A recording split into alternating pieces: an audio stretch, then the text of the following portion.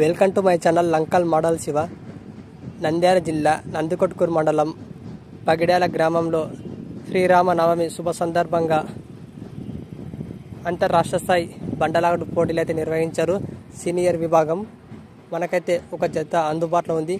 Beeram Subrahmanyeswara Reddy, yes Kotturu గ్రామం, పాణ్యం మండలం, నంద్యాల జిల్లా వారు ఈరోజు ఏ బహుమతి సాధిస్తారో చూద్దాం.